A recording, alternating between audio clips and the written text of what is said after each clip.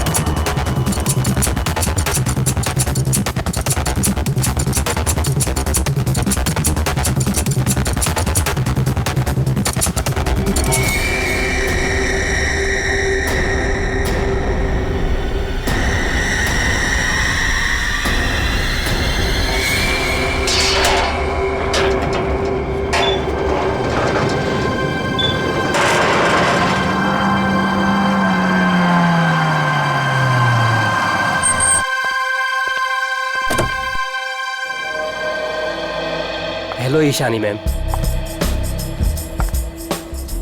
Makeup room ready है मेरा? हाँ मैम, जैसा आपको चाहिए बिल्कुल वैसा ही है, और आपका फेवरेट रूम फ्रेशनर भी है। और एक काम करो, डायरेक्टर को जाके बोल दो कि 2 से 3 घंटे तो लगते ही हैं, राइट? और मेरे मूड के ऊपर है कि मैं खुद ही रेडी होके सेट पे आ जाऊंगी, ठीक है? ठीक है मैम। चलो।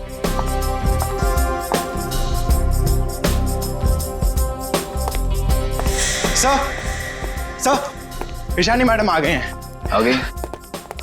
बीबू जी, देख महारानी के तैयार होते ही आज का पूरा शॉट उसको अच्छे से समझा देना। जी सर। ठीक है, मैं उसके नखरे नहीं झेल सकता। Yes sir.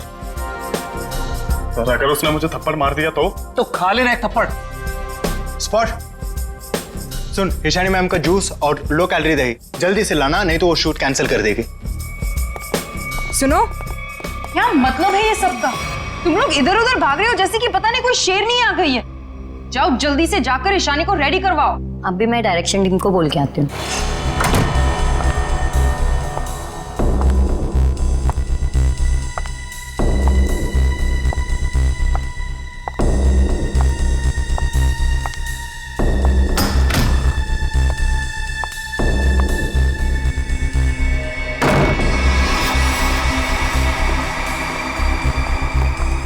सर, माना कि ईशानी बहुत बड़ी स्टार है, लेकिन हम भी उसके नौकर नहीं है। वही तो, सुबह के 9 बजे से हम रेडी होकर वेट कर रहे हैं और वो अभी तक नहीं आई। इतना वक्त हो गया, 3-4 बार टचअप हो चुका है। तो क्या करूं यार, एक तो विराट सर ने इस नकचड़ी को 1 साल का कॉन्ट्रैक्ट साइन करवा के मेरे सर पे दर्द करके रखा है, और ऊपर से तुम लोग मेरे सर पर चढ़ रहे हो। प्लीज ट्राई टू कोऑपरेट यार। Cooperate my foot. मैं ईशानी के नखरे और बर्दाश्त नहीं कर सकती हूँ। मैं जा रही हूँ यहाँ से। मैं विराट सर के चेक्स वापस कर दूंगी, लेकिन मैं ऐसे काम नहीं कर सकती हूँ। बाय। अरे मैडम रुके। अरे सर, आप ही रोके समायरा जी को। अगर आज शूट नहीं हुआ ना तो विराट सर सबकी छुट्टी कर देंगे सर। जाने दे उसको, एक ही शानी 100 सुमेरा के बराबर है।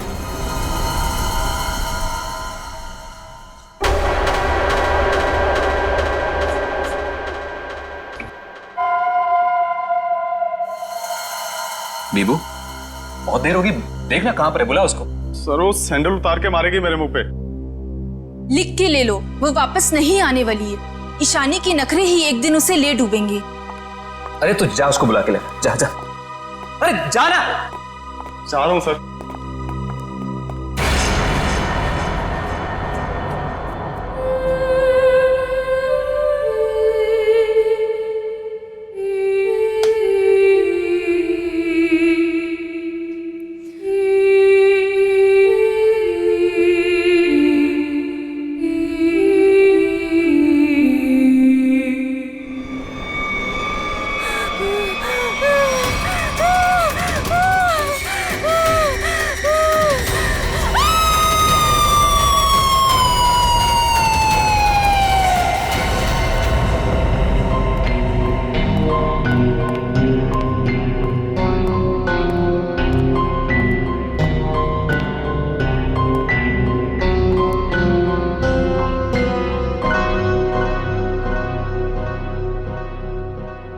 मैम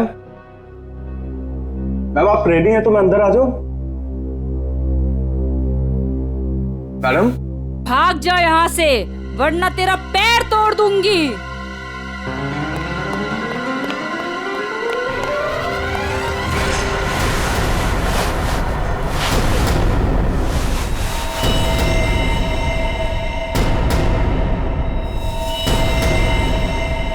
नहीं, उसने कहा भाग जा तो भाग कर मेरे पास आ गया, अंदर जाने की हिम्मत नहीं की। उनके बिना बोले मैं अंदर कैसे जाता? आप नहीं जानते सर, गला दबा देती वो मेरा। 3 घंटे से वो तैयार हो रही है, यहाँ शूटिंग का टाइम निकला जा रहा है और तुझे अपने गले की पड़ी है। मैं देखता हूँ, चलकर चलो।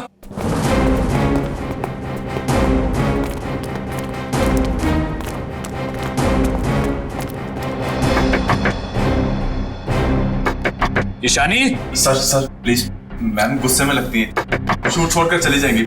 मैं तुम्हें कह रहा हूँ चुप रहो। ईशानी दरवाजा खोलिए, अभी सब नहीं चलेगा, प्लीज दरवाजा खोलिए।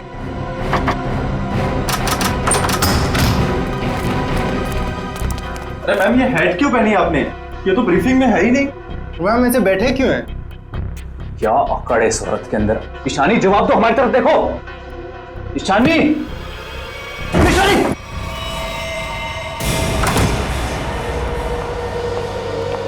कभी काम नहीं करूंगी मैं उस नकचढ़ ईशानी के साथ। मैं भी किसी से कम नहीं हूँ। अरे इतना टेंशन क्यों ले रही हो तुम देखना, मैं तुम्हें इससे बड़ा काम दिलाऊंगा। मैं अभी मम्मी को फोन करके बता देती हूँ कि आज मैं लेट आऊंगी। ठीक है, तुम मम्मी को फोन कर लो, हम तुम्हारा अंदर इंतजार करते हैं। ठीक है, मैं अभी आती हूँ। ठीक है।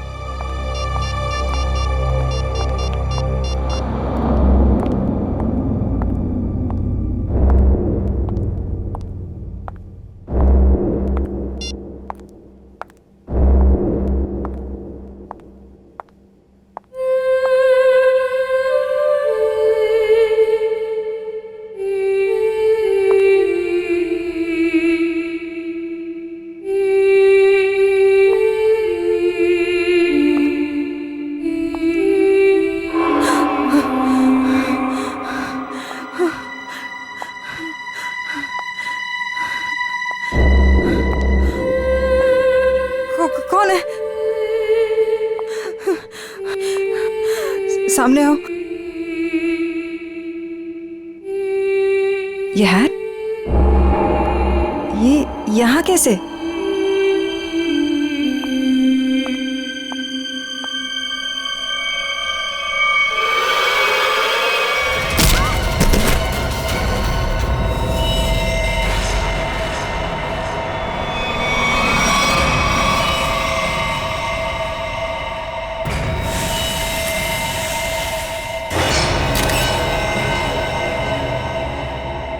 बेरहमी से गला काट दिया।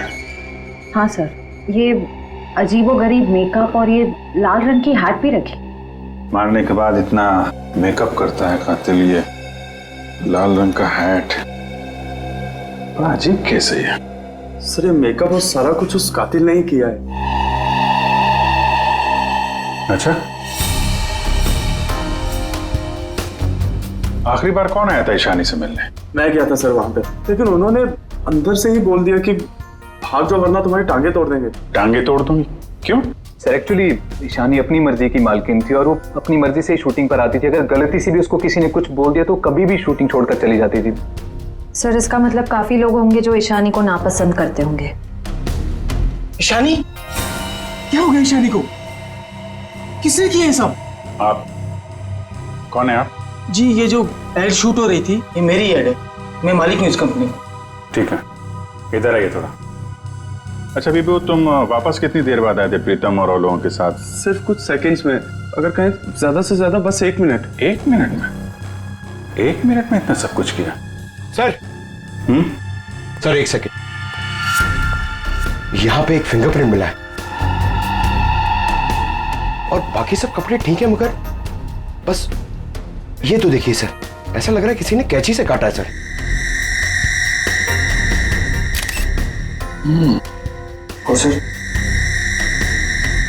और सर यहाँ पे खून मिला है सर। कातिल पहले से ही कमरे में मौजूद था। सर हो सकता है बिहू ने जो आवाज सुनी वो ईशानी की हो ही ना। हो सकता है। क्या ईशानी से मिलने कोई आया था क्या? नहीं सर, और किसी को आते जाते नहीं देखा। सर कहीं ऐसा तो नहीं कि खूनी ईशानी के कमरे में पहले से ही छुपा हुआ था? एक्चुअली यही हुआ है, आदमी पहले से छुपा हुआ था, फिर वो खून करता है बेरहमी से, फिर इतना सारा मेकअप लगाता है, चेयर पे बैठाता है और लाल रंग की हैट पहनाता है। सब करने में टाइम तो गया ही होगा।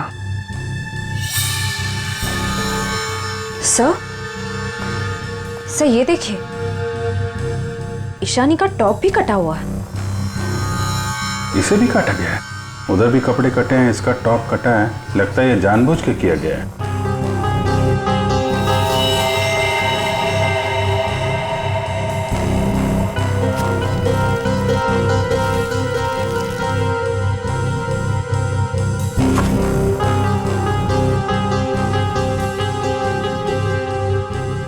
सर ये कॉटन सॉक्स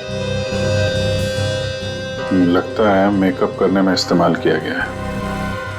वंश, ये सारी चीजें और बॉडी को फोरेंसिक लैब भेजो, तब तक हम लोग जरा बाहर देखते हैं। सर बहुत ही अजीब बात है, किसी ने भी खूनी को आते जाते देखा ही नहीं।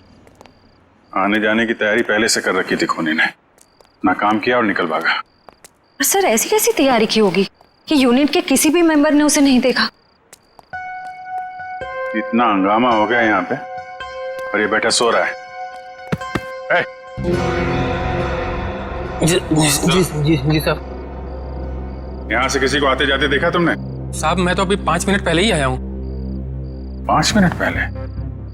ये शूटिंग का टेम्पो है ना? हाँ साहब, ये शूटिंग का ही टेम्पो है। तो ये टेम्पो अभी बाहर कब गया था? साहब यही कोई 1:30-2 बजे के आसपास। 1:30-2 बजे? सर उसी दौरान तो ईशानी का खून हुआ था। जब टेम्पो बाहर गया था तुम्हारे साथ कोई और भी था? नहीं। अच्छा पीछे कोई बैठ कर गया था, तुमने किसी को आसपास देखा? मैडम पीछे तो सामान रहता है, अब पीछे कोई बैठा हो तो मैंने नहीं देखा।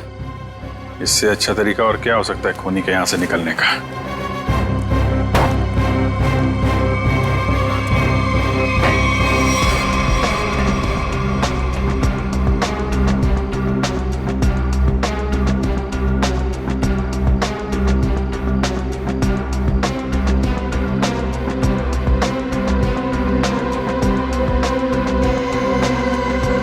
पीओपी का टुकड़ा ये यहाँ क्या कर रहा है? शूटिंग में तो कहीं भी धूल मिट्टी थी नहीं। ये मिट्टी का टुकड़ा कहाँ से आया? साहब इसमें तो प्रॉपर्टी का सामान रहता है। प्रॉपर्टी के सामान और उसमें पीओपी का टुकड़ा, मतलब कोई और था यहाँ पे।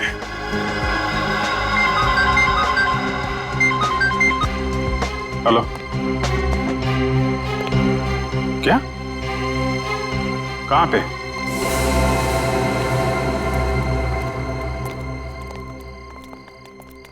आपने फोन किया था? जी सर, मैं मानिक हूँ, इस दुकान का मालिक। ये मेरे वॉचमैन ने फोन किया था आपको। ये देखिए ना सर, यहाँ लाश है। दुकान खोलो जा। जी सर। तुम यहीं रुको। जी साहब।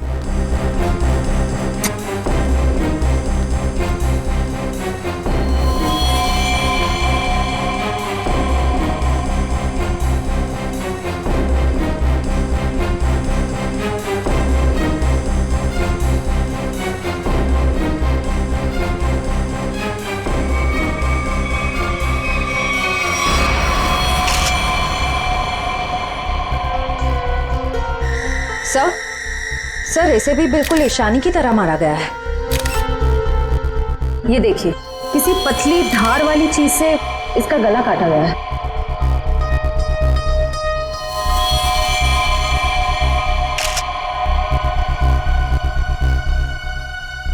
सर ये देखिए, इसका टॉप भी वैसे ही काटा गया है। इसका मेकअप निकालो, देखो कौन है ये। Yes sir. ये लाश दुकान में आई कैसे? सर मुझे नहीं मालूम। दुकान तो बंद थी ना, आपने ताला खोला है, तो ये क्या लाश अपने आप आ गई यहाँ पे? सर मैं क्या बताऊं, ये सब कैसे हुआ? ये लाल टोपी और इसके कपड़े भी मेरी दुकान की नहीं है, और मैं इस लड़की को तो पहली बार देख रहा हूँ। सर मेकअप निकल गया। ये तो समायरा है ना? इसकी भी मॉडलिंग वाली फोटो हमने देखी थी वहां पे। हाँ सर। ये दुकान की चाबी आपके अलावा किसके पास रहती है? मेरी पत्नी सोनाली के पास, लेकिन वो तो पटना गई हुई है। अच्छा,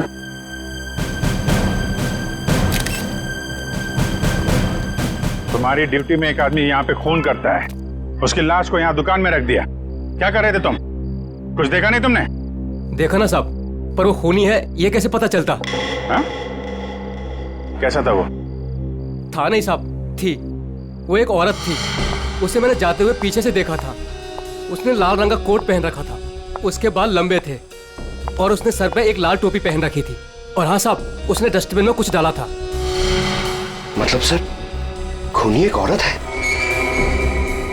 कहाँ है वो डस्टबिन जिसमें उसने कुछ डाला था? वो वहां।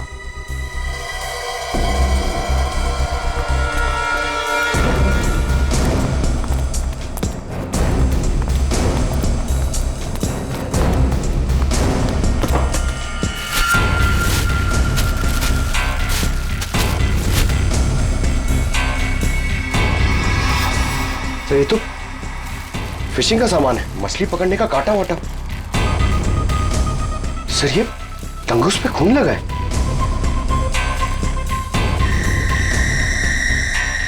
ओह, लगता है इसी का इस्तेमाल किया गया है खून करने में।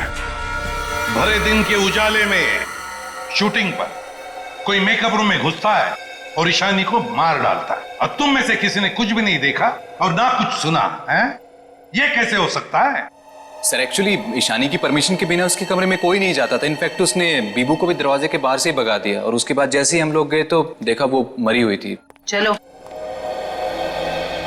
सर, ये कास्टिंग डायरेक्टर है कीकू। लेकिन सर मुझे यहाँ क्यों लाया गया है? मैंने समायरा और ईशानी का गला थोड़ी काटा है। चुप!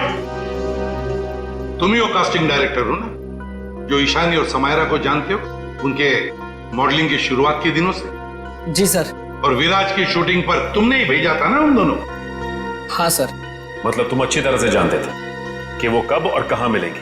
देखिए सर, गलती हो गई, अब मैं किसी को कहीं नहीं भेजूंगा।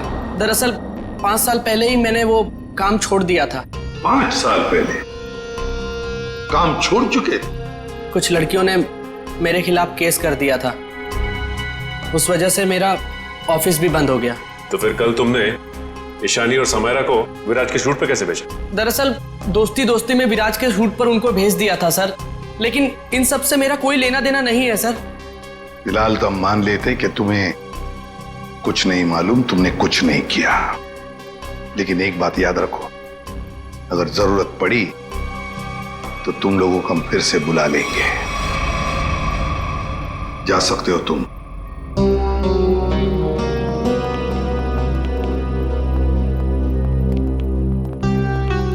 इन तीनों पे कड़ी नजर रखनी पड़ेगी। देखो वो कहां जाते हैं, किस किस से मिलते हैं, क्या क्या करते हैं। सर लेकिन खूनी तो एक लड़की है ना? हाँ, खूनी तो लड़की है, लेकिन खून करने में किसी लड़के का भी तो इस्तेमाल हो सकता है। समायरा और ईशानी दोनों मॉडल्स थी, मॉडल। लाल टोपी, मारने के बाद सफेद रंग का अजीब मेकअप,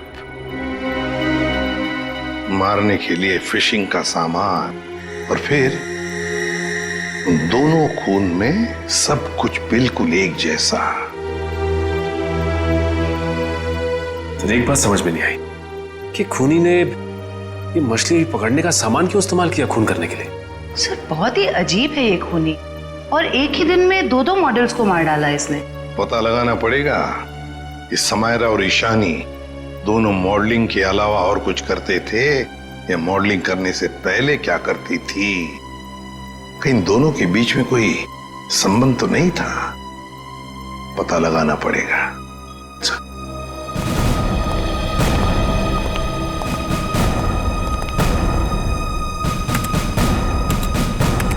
सर 2009 में समायरा और ईशानी ब्यूटी रिबन नाम की मॉडलिंग एजेंसी में काम करते थे, जिसका मालिक ये कीकू था।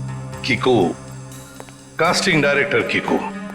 इस कीकू के बंद पड़े ऑफिस में जाना पड़ेगा, देखना होगा शायद इसके बाकी मॉडल्स की भी जान को खतरा हो, और ये भी हो सकता है कि हमें उस औरत के बारे में कोई सुराग मिल जाए।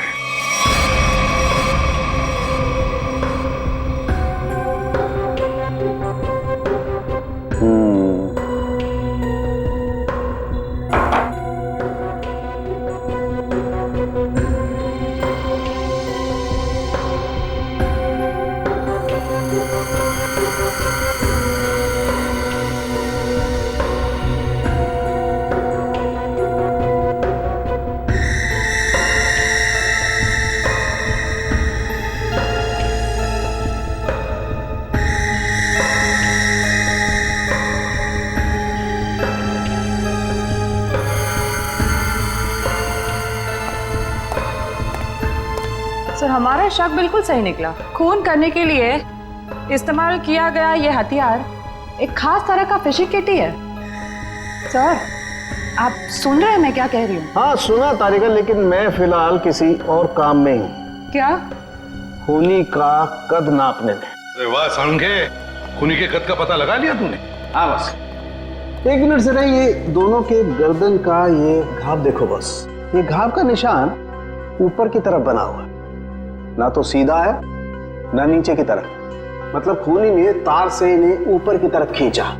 इसका मतलब साफ है, खूनी की ऊंचाई इन दोनों से ज्यादा थी। मतलब सर वो खूनी औरत इन दोनों से लंबी है?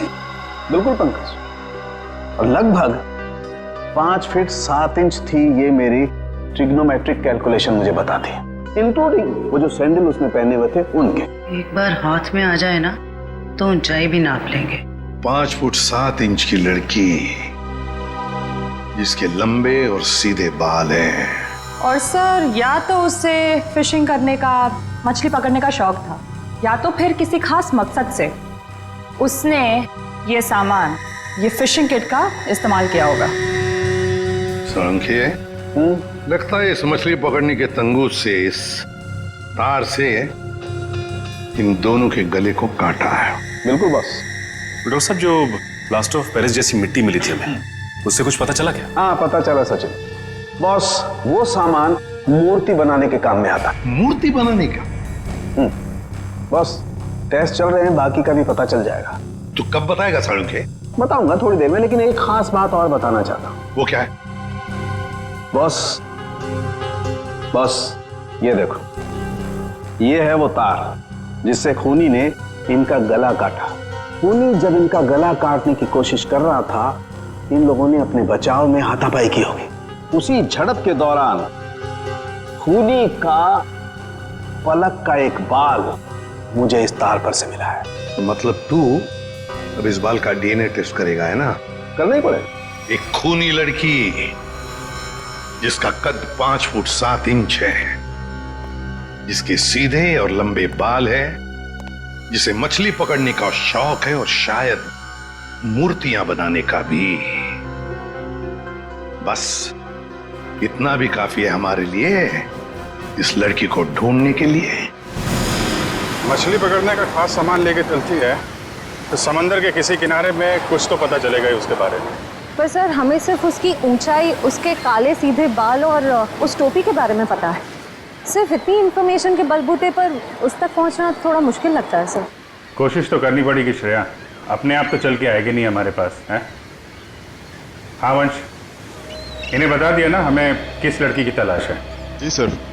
हाँ, तो क्या जानते हैं उस लड़की के बारे में आप? साहब, आप लोग ऐसी औरत के बारे में जानना चाहते हैं ना, जो मछली पकड़ने के लिए बोट का इस्तेमाल करती है? बिल्कुल। ऐसी तो बहुत औरतें आती है हमारे यहाँ पर।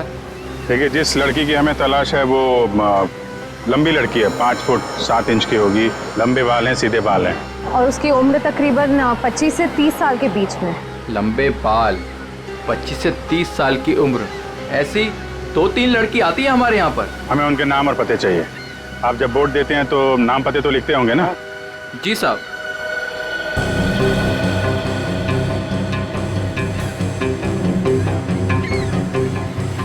ये तीनों लड़कियां आती हैं 5-6 महीने से हमारे यहाँ पर अपने कुछ दोस्तों के साथ। केशा, एनी, शिखा। केशा, एनी और शिखा। मिलना पड़ेगा इन तीनों लड़कियों से। देखते हैं इनमें से कौन है वो लाल टोपी वाली लड़की। सर, कीकू जी ने टैक्स की चोरी की थी और कुछ लड़कियों के पेमेंट ना देने की वजह से इनकी शिकायत की थी, इसीलिए ऑफिस बंद हो गया। और इनका कोई क्रिमिनल रिकॉर्ड भी नहीं है सर। उसका खून हुआ है वो 2008 में कीकू जी की एजेंसी से ही लॉन्च हुई थी, इसलिए ये अभी शक के घेरे में है। विराज, तुम ये बताओ कि तुमने तो कीकू जी के साथ और उन मॉडल्स के साथ काम किया था, तो तुम्हें कभी लगा कि वो मॉडल्स किसी मुसीबत में है या फिर कीकू जी के काम में कोई गड़बड़ है? मैं ईशानी और समायरा के साथ पहली बार काम कर रहा था, और जहाँ तक कीकू जी की बात है तो पैसों के लेन देन में धांधली के अलावा इनमें दूसरी कोई कमी नहीं है। सर, इन तीनों मॉडल्स के कद, रंग और बाल खूनी से कुछ हद तक मिलते जुलते हैं। एक काम करो, इन सबसे पूछताछ करो कि मॉडलिंग के अलावा ये लोग क्या काम करते हैं, क्योंकि इन्फॉर्मेशन ये है कि आजकल इनमें से कहीं मॉडलिंग नहीं करती।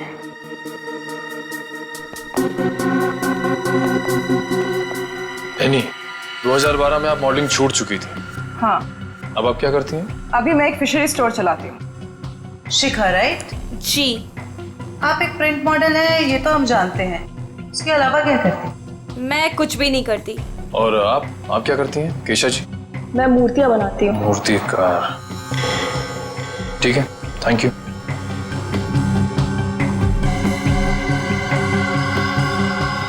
तो बिल्कुल खूनी की प्रोफाइल जैसा है।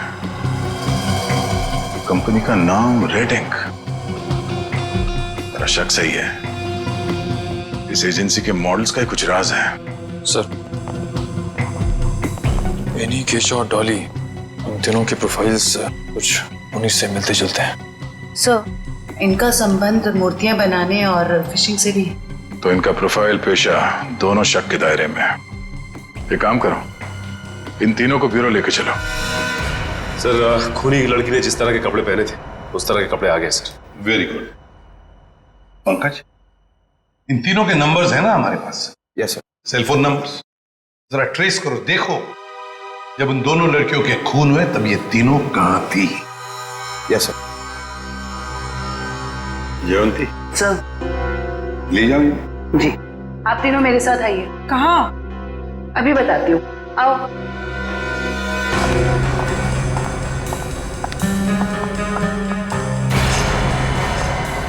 अरे साहब, ये तो वही कपड़े और टोपी है जो मैंने उस रात उस औरत को पहने हुए देखा था। तो फिर अब जरा ध्यान से देखो इसे। क्या ये वही लड़की है, वही औरत है जो उस रात खून कर रही थी?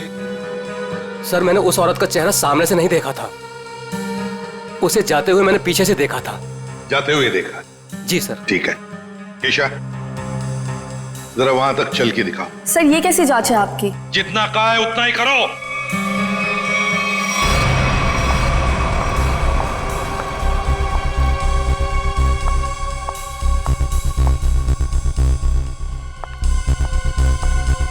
नहीं साहब। नहीं? नहीं। ठीक है। आप आइए मेरे साथ।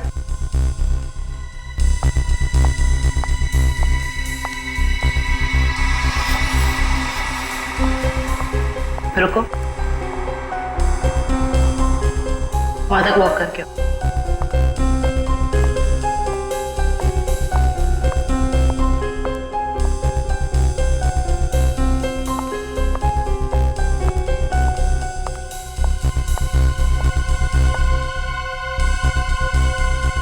ये भी नहीं है सर।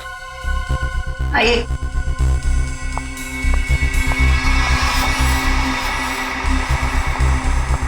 सर, इन्हें तो कपड़े काफी अच्छी तरह से फिट हो रहे हैं। हाँ, दिख रहा है। अब ऐनी जी, जरा चल के भी दिखाइए।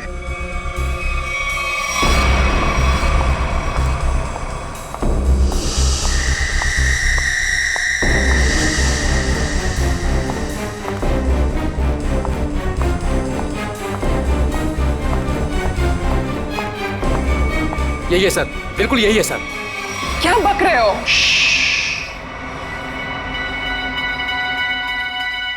सर, जिस वक्त समायरा का खून हुआ था, आनी का फोन उसी एरिया में था। सुना है नहीं?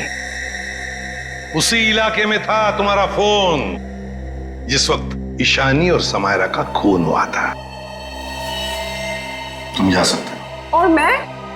आपको तो रुकना ही पड़ेगा। सर, मैं क्यों नहीं जा सकती?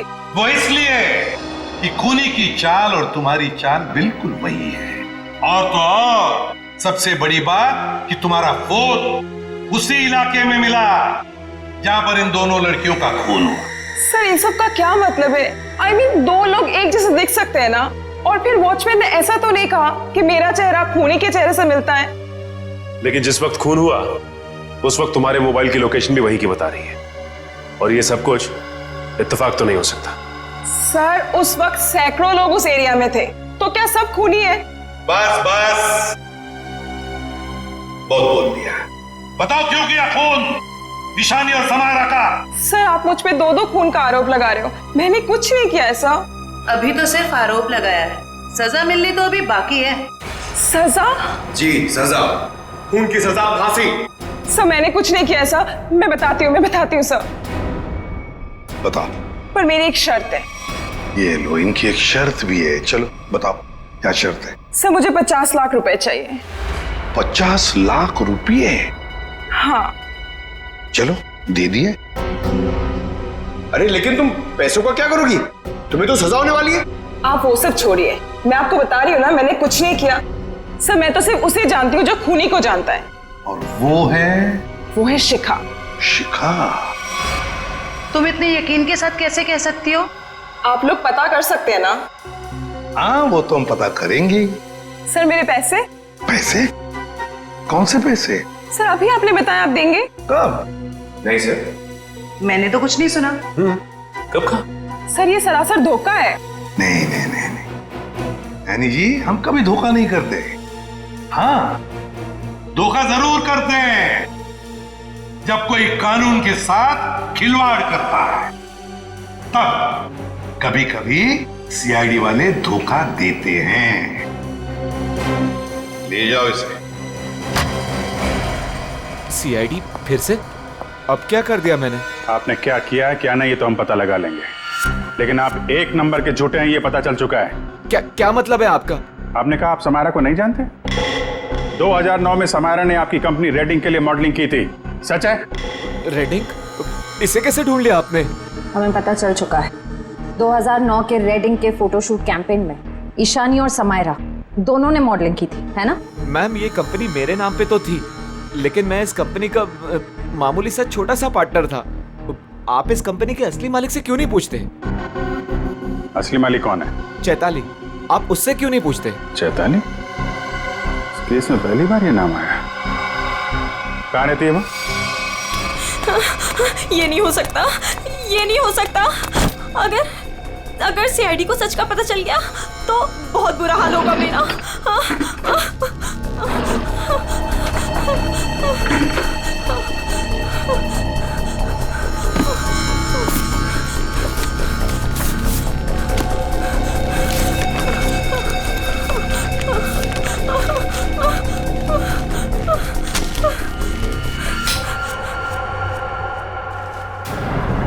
कौन है?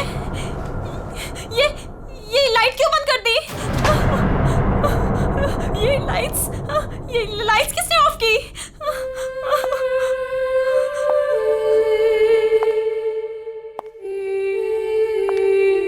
कौन है वहां? कौन है वहां?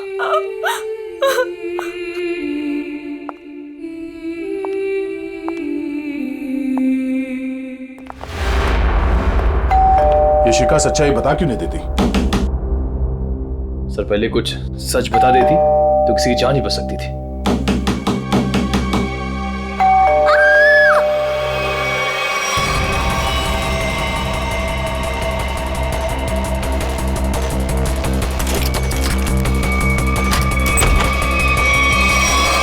शिखा? शिखा?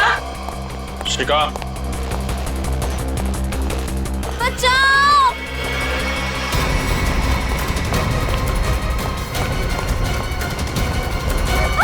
शिखा? शिखा?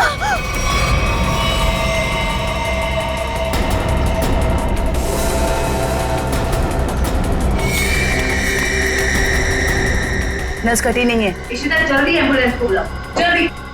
भाग गई, कोई बात नहीं, बच के जाएगी कहाँ? सर को जलाने की कोशिश भी की गई है। Oh no. शिखा?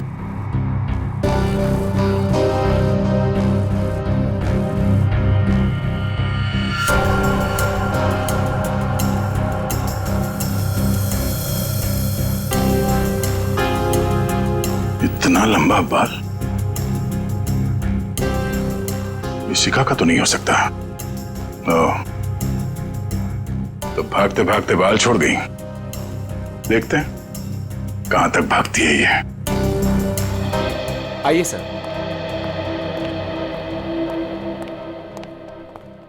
सर मैं यहाँ तब से नहीं आया जब से मेरी और चैताली की हिस्सेदारी वाली कंपनी बंद हुई है। पता नहीं है वो कहाँ है। घर की अच्छी तरह से तलाशी लो, देखो क्या मिलता है।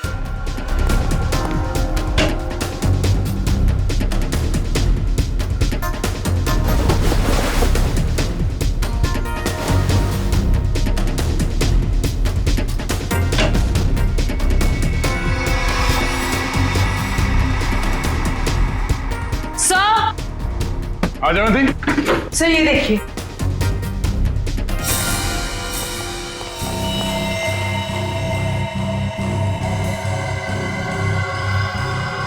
ये तो उस खूनी का पहना हुआ है। सर इस बंद पड़े घर में ये यहाँ कैसे आ गया? चलो निकालो उसे बाहर।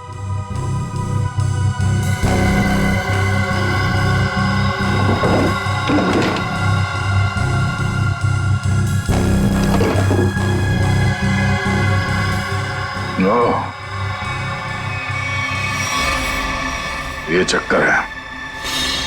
सालुंखे, शिखा के घर की खिड़की से हमें एक बाल मिला, जरा मैच करके देख पलक के बाल से। ये रहा वो बाल सर, उस खूनी लड़की का बाल। बॉस, ये बाल हमारे किसी काम का नहीं, बेकार सबूत है। क्या मतलब? मतलब ये बॉस के खूनी के पलक का डीएनए रिपोर्ट आ चुका है। तो खूनी कोई लड़की नहीं है, खूनी एक आदमी है। एक आदमी है जिसकी उम्र 40 से 45 साल। ये टोपी, लंबे बाल, सैंडल, ये सब धोखा है। तो मतलब खूनी कोई लड़की नहीं, बल्कि लड़की की भेष में आदमी है। ऐसा क्यों किया उसने? लड़की के भेष में क्यों? खून करने के और भी आसान तरीके थे उसके पास। लगता है ये खूनी कोई सरफिरा है।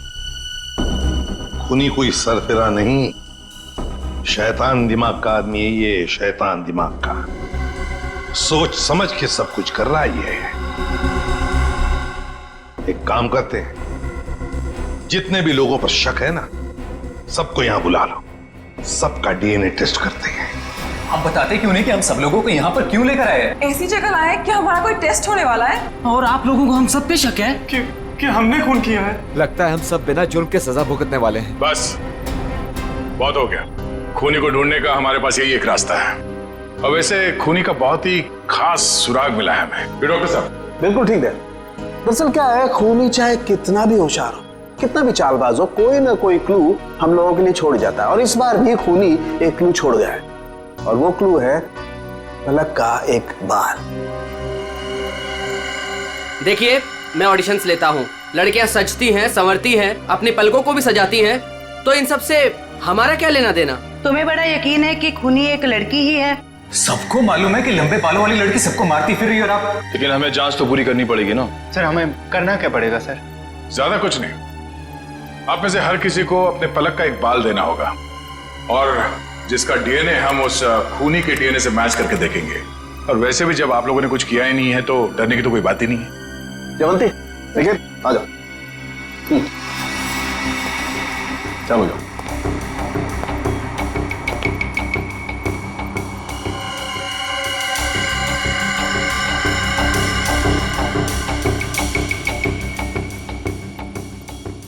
देखिए प्लीज, मेरी तबीयत ठीक नहीं लग रही, मुझे चक्कर आ रहे हैं, मुझसे ये सब नहीं होगा। अच्छा, तुम्हारी तबीयत भी अभी खराब होनी थी? सर आप इस जांच को बाद में भी कर सकते हैं। चलो प्रीतम, मैं तुम्हें हॉस्पिटल ले चलता हूँ, चलो। और चैताली किसी हॉस्पिटल में है क्या? निकल।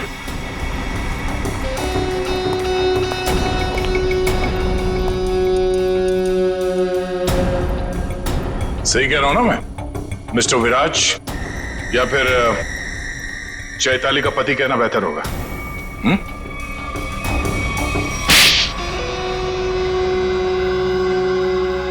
चैताली कहाँ है बताओ? चैताली अब इस दुनिया में नहीं है, और जिनकी वजह से वो इस दुनिया में नहीं है, मैंने उन सबको, समायरा और ईशानी, उन दोनों को भी चैताली के पास पहुंचा दिया। और जिस लड़की शिखा को आपने बचाया है, मैं उसे भी नहीं छोड़ूंगा। तुम सीआईडी के सामने किसी को जान से मारने की धमकी दे रहे हो मिस्टर विराज, बड़ी हिम्मत है तुम्हारे। घर में हमें पता चल गया था कि सारे खून के पीछे तुम्हारा ही हाथ है, और अब डीएनए टेस्ट से प्रूव भी हो जाएगा, लेकिन हम तुम्हारे मुंह से सुनना चाहते हैं। मैं तो अपनी बीवी को इंसाफ दिलाना चाहता था, बस शिखा, समायरा और ईशानी, ये तीनों मेरी बीवी की खुदकुशी की जिम्मेदार थी, पर ये बात मुझे 5 साल बाद पता चली। इतने सालों बाद तुम्हें कैसे पता चला कि ये तीनों तुम्हारी बीवी के मौत के जिम्मेदार है? ये 2009 की बात है।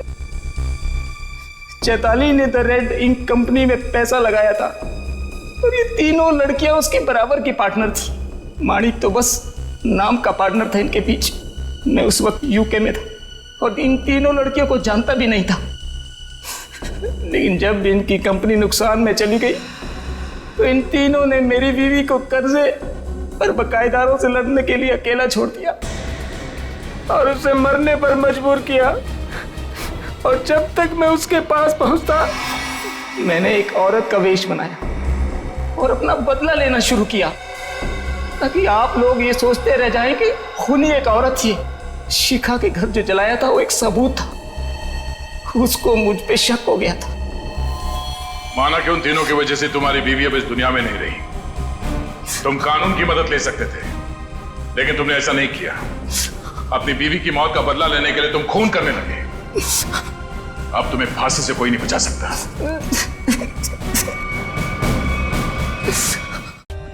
For more updates, subscribe to our channel, click the show links and enjoy watching the videos.